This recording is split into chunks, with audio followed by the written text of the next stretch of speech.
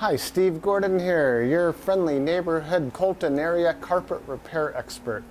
And if you found this recording, there's a real good chance you're in the Colton area and you need your carpet fixed. If I'm right about that, if that's you, you've come to the right place, because I'm going to answer all of your most frequently asked questions all about carpet repair. Now, if you have additional questions, if I miss anything here, feel free to call me or my staff here at the office, and we'll answer any questions that you could possibly have about carpet repair. And we'd be thrilled and honored and blessed and pleased as can be if you'd invite us out to your place to fix your carpet at that point. So seriously, just honored to be in your home.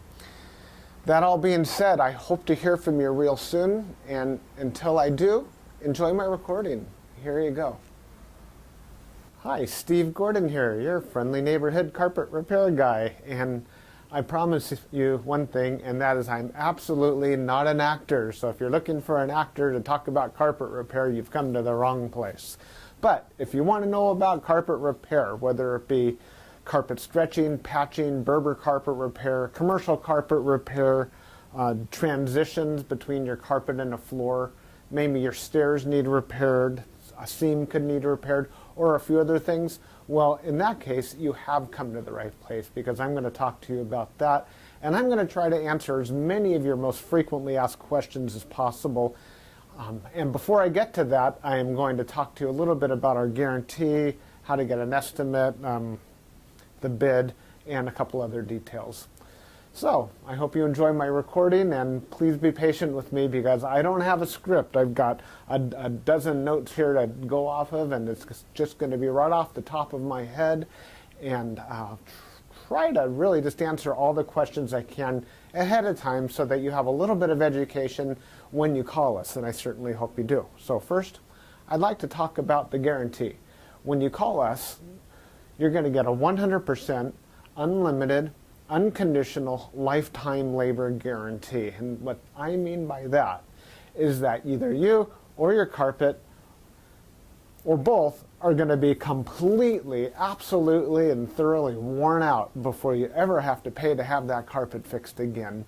So again, 100% unlimited unconditional lifetime labor guarantee, that's forever. How you get your estimate in the first place is after you watch this recording, give us a call here at the office, and we're going to give you something like a phone guesstimate. We'll give you an idea of what you might expect to pay. We might tell you something like between $150 and $300, or we might say between $200 and $400, or something like that. We're not going to know exactly, or even not even all that close, how much it's going to cost to have us fix your carpet for you. So if you feel like we're in the right sort of price range, then we're going to schedule an appointment to come on out and actually give you an absolutely free, no obligation bid. At that point, if you feel the bid is fair, and I'm sure you will because it's our business model to give you a fair price so that we could do the job right then and there all in one trip. We would really love to just do it in one trip. Now, I understand that sometimes you need to get a bid on one trip and then come back at a different time, have us come back at a different time to actually do the work. But by and large, it's normally best to just get it all done all in one trip, and that's how we'll give you the best price as well. After all, driving out to your place once is going to be less expensive for both of us than it would be to drive out to your place 2 or more times. Now, another thing about the absolutely free, no obligation bid is at that point we're going to actually have an opportunity to see the work. We're going to see exactly what needs to be done, because you see, when you call us on the phone, even though you think you've explained the situation thoroughly, it's very likely that either myself or one of my assistants here that helps me answer the phone won't really understand exactly what we're dealing with until we actually see it. And so that's why we really do want to come out and give you a bid in person. And by the way, if you don't like the bid, if you don't think it's fair, we're going to walk away absolutely empty-handed, and that makes us sad. So sad, because we want to be out there, we want to fix your problem and put a check in our pocket and go off to the next one. After all, this is what we do for a living. This is how we feed our families. Speaking about money, please don't pay cash. We would really prefer that you pay with a check made out to Creative Carpet Repair, or use a credit card. You can call in the office with a credit card. So cash, it's against the agreement I've made with all my contractors. Now, if you work with me directly, if I'm the actual contractor that shows up to your house and you want to pay me cash, I'm happy to take it. But for any other contractor throughout my entire company, please don't pay cash. Now, I want to talk a little bit about the carpet repairs. I've got a little bit of housekeeping out of the way. Let's talk about carpet stretching. Most people wonder why their carpet is all rippled up. So if you look out at your carpet and you see more waves than the ocean, or it's more rippled up than you can believe, and there's peaks and valleys in your carpet and you're getting seasick just looking at it, or if it's a trip hazard, there's a real good chance that your carpet was never stretched in tight enough to begin with. You see, whoever stretched your carpet the first time around more than likely didn't use a power stretcher. Now what a power stretcher is a pole that it butts up against one wall on one side of the room, and this pole runs all the way across the room to a head that's on the other side. And when we push down on this handle, the carpet gets stretched, and it gets stretched so tight that we have no doubt at all that we're going to be able to live up to that unlimited, unconditional lifetime waiver guarantee. That carpet will never ripple up again. You have my absolute word of honor on that. And if I'm wrong, we'll do it again for no charge at all. When we stretch carpet in a room, it's always best to have the room completely empty. We can empty the furniture out of the room for you if that's what you need, but more often than not, the customer will want to get as much as possible out of the way. Now, don't strain yourself. Don't go moving a giant king-size bed or a dresser that weighs, more than 10 elephants. That's not cool. We have special tools. We have these sliders that we can put underneath the legs of the furniture. So even if your dresser weighs a couple 100 pounds and is harder than heck to move, we get those sliders underneath there, and we can move that stuff around if that's what we need to do. So don't strain yourself moving the furniture. Also, if you have a king-size bed and it's just completely unreasonable for whatever reason to move that bed, quite often we could stretch the carpet in that room without moving the bed. It's a lot more work. Those poles that I spoke about, they go actually underneath the bed, so we stretch the carpet right underneath the bed to the other wall. And it's a lot harder. It takes us a lot more time and effort, but it can be done. So that's a little bit about carpet stretching. We use a power stretcher. We don't just kick it in with our little Susie Homemaker little knee kicker, and it leaves a little bit of extra carpet at the end. We cut off that excess, and you'll see how much carpet we cut off when we're done. We throw it in a bag, and we tuck in the carpet along the edge, and boy, life is good. It looks so much better. One thing that you might be aware of when we finish, though, is if you had large ripples, the carpet could be soiled along the top ridge of those ripples more than at the valleys, and that makes sense. Where you're walking, that's where it's going to get more dirt. So after you stretch the carpet is a real good time to have the carpet cleaned.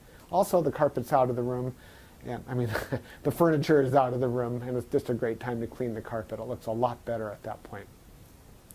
Mind you, like I said, this is unscripted, so I'm just going to talk to you about carpet repair. Now let's talk about Berber carpet repair for a minute. Berber carpet repair has rows. Well, Berber carpet has rows. And actually the word Berber carpet, or the name Berber, it isn't exactly accurate. Berber carpet actually comes from a place out in the Middle East, country or countryside, where the area is called Berber, the Berber people or something like that. Anyhow, it's a very expensive rug, Berber rug. That's the actual meaning of the word Berber rug.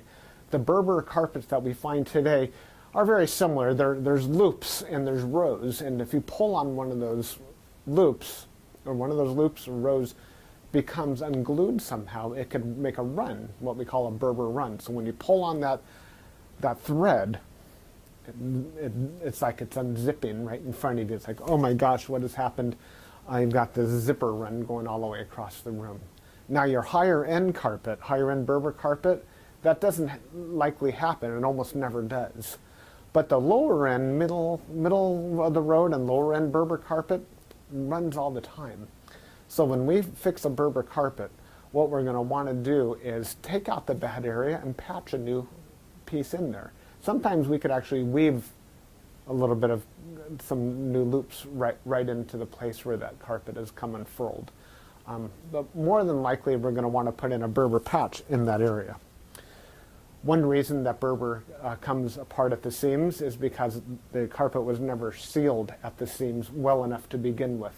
Your carpet installer that originally installed that carpet was supposed to use a latex sealer or even a glue gun or something to seal the edges of the carpet. Now, if they don't seal the edges of the carpet, that's one reason that Berber carpet is going to unfurl like crazy. So when we put in a patch or fix a Berber carpet, that area gets sealed. Now, we give the unlimited, unconditional lifetime waiver guarantee on Berber carpet as well. But mind you, just because, let's say you have a 12-foot seam and we fix 3 feet of it, that's the part that we guarantee. The rest of the seam we're not going to touch. And you may have a problem with that in the future. And that's certainly not our business to cover something we've never actually worked on before. Now, after Berber carpet patching, I'll just talk about carpet patching in general. And this includes the Berber. When you call us to have your carpet patched, the first thing that we're going to ask you is if you have any extra carpet to do the patch with. If the answer is yes, well, we're golden. We're ready to do the job. If you say no, you don't have any extra carpet to do the patch with, we'll ask, well, can we take the carpet from a closet or maybe even from underneath a piece of furniture? Because what we can do is we can take a piece of carpet from a closet and patch it right into your damaged area. And it usually works out really well. Most people would rather have a piece of carpet missing out of their closet than have a terrible, nasty area in the middle of their room where they'll see it all the time. After all, inside the closet, you usually have that covered up with shoes and old photographs and baseball bats and everything you've ever collected in your life. More about carpet patching is if you don't have the carpet to do the patch, there's really nothing I can do to help you. So you're going to need to find that carpet to do the patch with before you bother having us come out there, because if we don't have the carpet to do the patch, we're stuck. Our hands are really tied. There's nothing we can do. Now, you're probably wondering how the patch is going to look when we're finished. It's real hard to say, especially in a recording like this. So just between you and me and a million of our closest friends here watching this recording through time, that patch is likely to be visible. You see, if you take a piece of carpet that's never been walked on, it's never been soiled, it's never seen the light from the window coming in so it hasn't faded out, and you take that brand new looking type of carpet or piece of carpet and patch it in to an area that has been worn, it has been soiled, it has been faded out by the sunlight, well, certainly you're going to see the difference between the new carpet and the older carpet because it's patched right in the middle there. Certainly it's going to look a lot better than the situation you probably have right now, but patches are visible. Another reason a patch might be visible would be because, well, thick carpet, thick nap or plush carpet hides the seams quite well. Short nap carpet, like a Berber carpet, for example, or any of the commercial type carpets, they're very short nap. They show the seams far more. Another thing is that the rows have something to do with it. When we cut a carpet in the same direction as the row of the carpet, well, those seams are by and large less visible than the seams that we cut that cross the rows. When we cross the row, well, it's unavoidable to do that if that's what we have to do to make a patch. And those seams stand out a little bit more than the ones that go along with the rows. So carpet patching, that's what we specialize in. We could absolutely do that for you. Have the carpet available for us, and we also back up our patches forever, just like everything else, just forever and ever and ever. That patch will never come up. After patching, well, we could talk a little bit about pet damage also when we talk about patching. If you have an animal, a dog or a cat, or I've even seen where it's been a bunny or a few other animals that have actually gotten locked behind a closed door. What'll happen is they'll get that separation anxiety and they'll try to dig their way out and they'll just rip the heck out of the carpet. That's one of the main reasons we'll do carpet patching, If that's the case, well, certainly it's just like any other patch. You supply the carpet, we'll put it in. However, if that animal didn't tear up the carpet, if they actually urinated on the carpet, there's a whole other thing we can do about that, and I'm going to need your help for that. What we'll do is we're going to ask you to go to the pet store or go online and buy twice as much of a product as you think you're going to need, maybe 4 times as much, to actually kill the odor. Now, the product I'm talking about is actually an enzyme, and what we'll do is we'll pull back the carpet, we'll remove the padding, clean the floor, and you'll pour this enzyme onto the floors underneath it all. And that enzyme will eat up all the proteins that contribute to the smell of the urine in your carpet. Then we'll put in new padding, and you'll pour that enzyme cleaner all over the backing of the carpet as well at that time. I'll reinstall the carpet, and then one more time we'll use that cleaner, and we'll just soak that area of the carpet with that enzyme one more time. And that's likely to kill the scent altogether. That smell should be completely gone. If not, it's probably because your animal found another place that you don't even know about, and I'm sorry about that. There's nothing we could do about your animal. Now that we've spoken about pet damage, I like to talk about carpet to floor transitions. A lot of people call us because they put in a new floor. Maybe it's a tile or a wood floor, and their carpet now needs to be finished along that edge. More often than not, we don't need to put in any kind of metal there. There's a lot of different types of situations where you do want a metal. If you have an apartment building and you want the carpet to last a long time, between the carpet and, say, for example, a linoleum floor, we can put some metal there. There are flat metals. They're the type of metals that they're called, I've called them beat-down metals before. I'm not sure exactly what they're called. Beat-down metals, they're golden, they're silver, and the carpet goes right in there and it gets hammered down, gives a nice clean edge, and it protects the edge of the carpet for a very long time. But if you're like most homeowners, that's not why you're calling us for a transition. You're calling for the transition because you just put in a nice marble or travertine floor, or maybe a wood floor. And so what we'll do with that is we're going to pull back the carpet and put in a new tack strip right up alongside that floor. Now that floor is going to be holding the place as if it were a wall.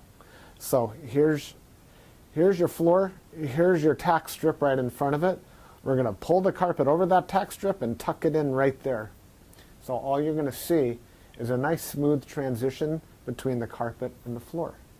Now, many times when you put in a new floor, it's important to put in some work into the subfloor underneath, and that might include using hardy backer or some other type of material that raises the floor up even higher than it would have been.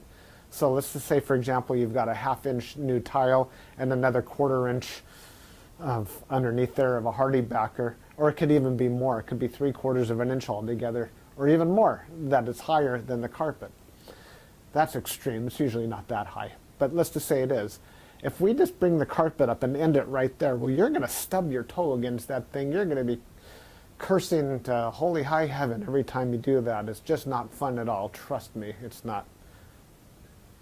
You'll understand if you ever do that. What we're going to want to do in that case is one of 2 different solutions. We're going to do 1 of 2 solutions. One is we can pull back the carpet quite far and use a product like a Fix-All, which is a very fine cement type product. And we're going to feather in a nice ramped area, so we raise the level of the floor slowly up to meet it. What's great about that is the floor and the carpet will be at the same level, then you won't stub your toe. What's not so great about that is when you're walking up that little ramped area, well, you feel like you're walking uphill. There's really no way around that I know of outside of pulling out all your carpet and floating a whole new layer of concrete, self-leveling concrete on the entire concrete floor and underneath.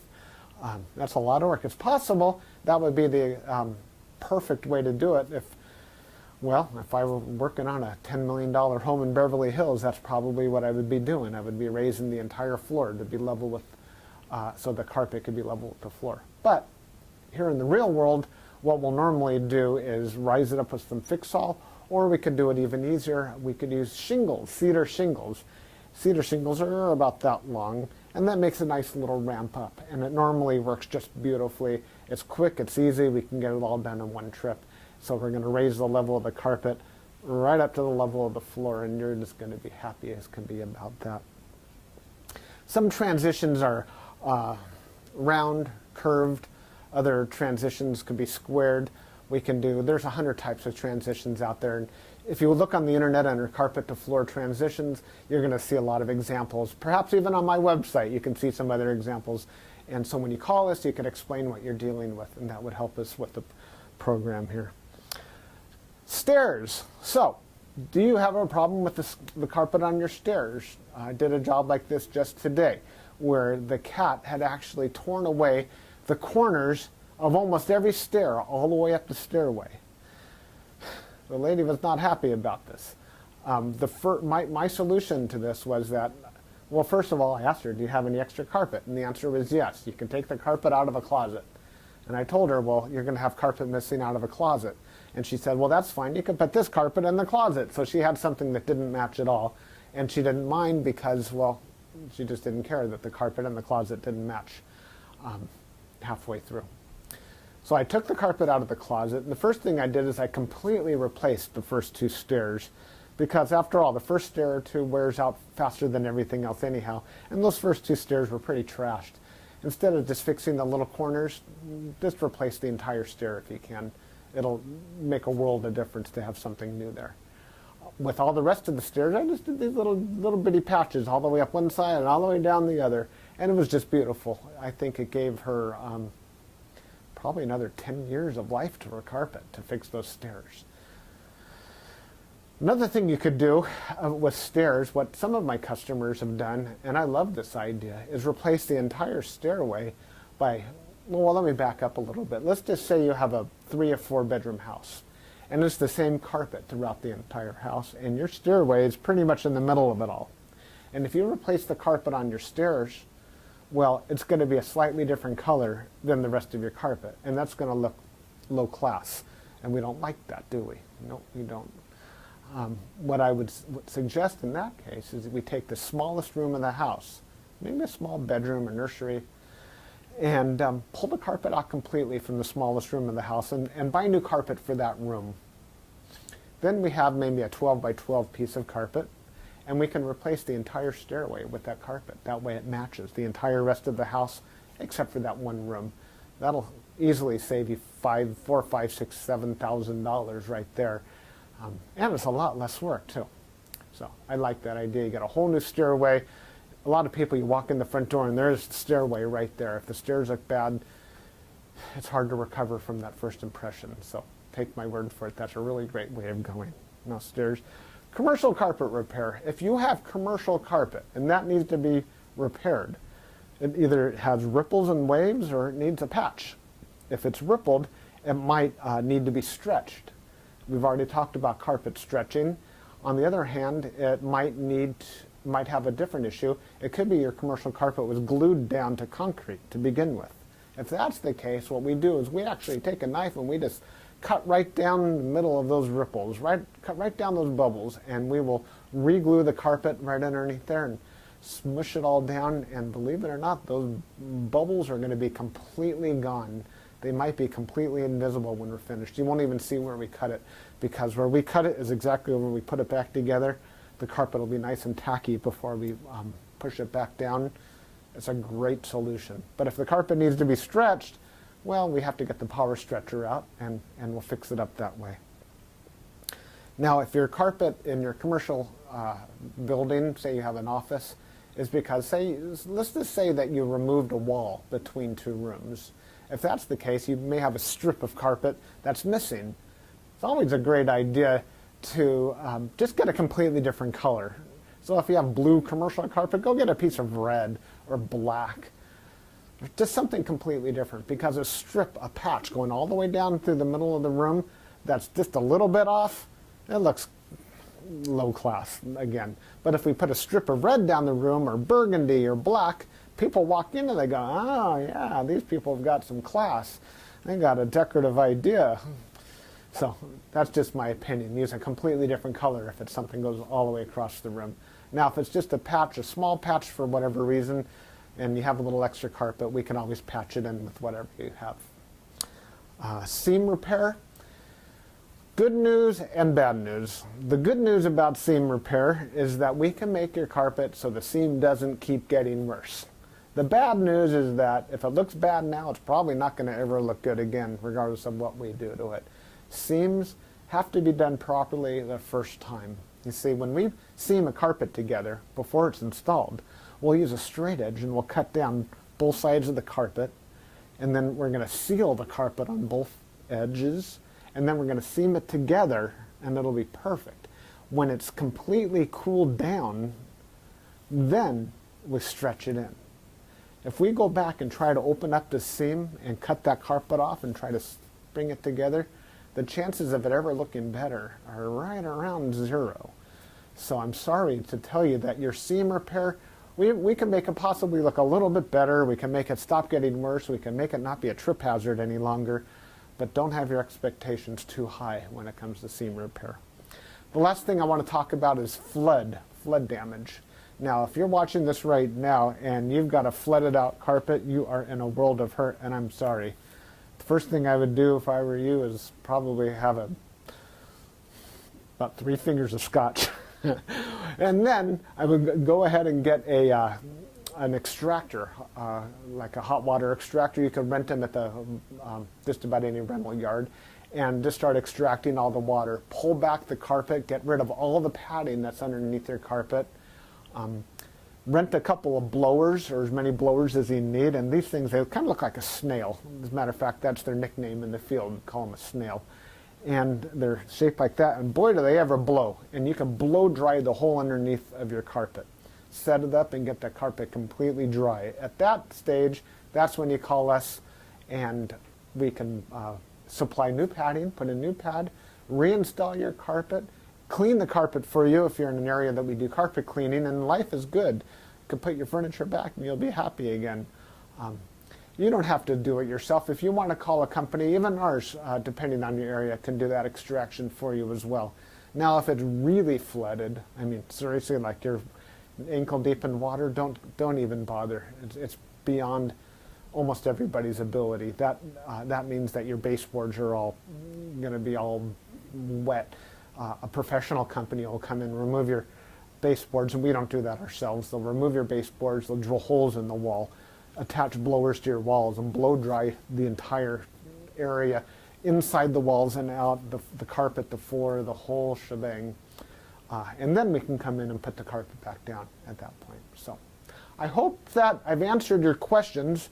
If you have any additional questions, now that you've heard me talk for the last I don't know how long, feel free to call me here at the office. I would be just tickled pink to hear from you. If I'm not here, one of my assistants, whoever answers the phone, will be well trained and will be able to answer any questions that you have about carpet repair. And then at that point, we'll be absolutely positively honored if you would have us just come on out to your place and fix your carpet for you.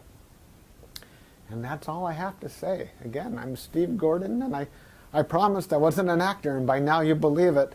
I'm a carpet repair guy, and I'll be looking forward to hearing from you, so please call me. Thanks. Bye-bye.